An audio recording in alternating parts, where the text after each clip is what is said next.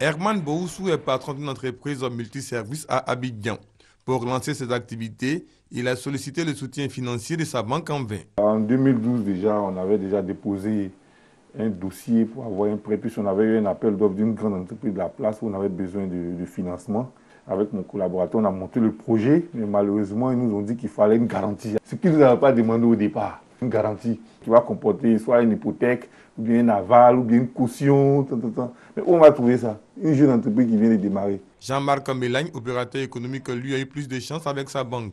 J'avais déjà du matériel, je voulais évoluer, j'ai eu un petit crédit. Je suis allé dans une microfinance. Ils ne m'ont pas donné la totalité de ce que je voulais. Mais j'ai dit, bon, je vais prendre quand même le crédit, puis je vais essayer de forcer. Fortune diverse, donc pour ces deux entrepreneurs. Mais une chose est sûre, trouver un financement bancaire pour entrer dans le monde des affaires demeure l'obstacle majeur à franchir pour les promoteurs de PME, petites et moyennes entreprises.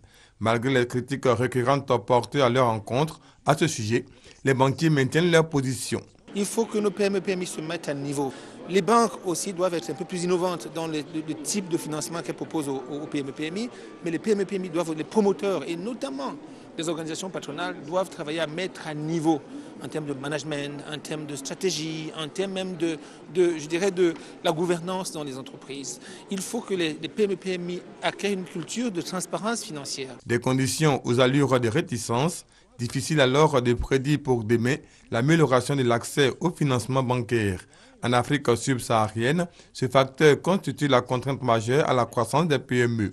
Selon une étude réalisée en 2013 par la Société financière internationale SFI, seulement 22% des PME arrivent à contracter des prêts bancaires.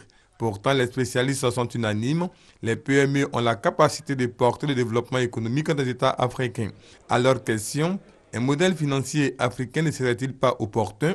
Cette préoccupation était au cœur du deuxième forum international de la finance en Afrique subsaharienne, tenu à Abidjan du 15 au 17 juin dernier. Au niveau du modèle financier que nous avons aujourd'hui, qu'il est parfois très empreint de certaines, on va dire, pratiques occidentales qui ne sont pas mauvaises, mais qui sont des pratiques, on va dire, qui datent d'il y a 30 années, inculquées par les Occidentaux. Et nous souhaitons justement que maintenant ce modèle soit réajusté de telle sorte qu'il puisse prendre en compte les problématiques financières, les habitudes, les coutumes des populations locales. Qui dit inclusion financière dit d'une certaine façon financement des PME. Parce que c'est l'inclusion financière des populations qui va favoriser dans une certaine mesure la transformation de l'épargne non contractuelle en épargne contractuelle de long terme. Et donc cette épargne qui sera formalisée sera dirigée vers les investissements productifs de l'économie. Et donc va favoriser justement le financement des petites et moyennes entreprises qui sont considérées comme le levier de la croissance durable et donc le levier de l'émergence. Pour atteindre ce levier de l'émergence, il faut booster le taux de bancarisation qui est en deçà de 15% en Afrique subsaharienne, développer le mobile banking, l'investissement en capital ou encore la finance islamique. Autant de mécanismes comme alternative au financement bancaire. Pour les experts, ce modèle financier africain souhaité doit être taillé sur mesure pour les PME. On a des banques, mais elles ne sont pas assez proches de la population. Donc il s'agit, en partenariat avec le gouvernement déjà, de construire des routes qui vont jusqu'aux villages les plus enclavés, pour y construire des guichets qui leur permettront d'être bancarisés. C'est le premier point. Le deuxième point, c'est qu'on a la chance d'avoir un mobile banking ou un mobile money très développé.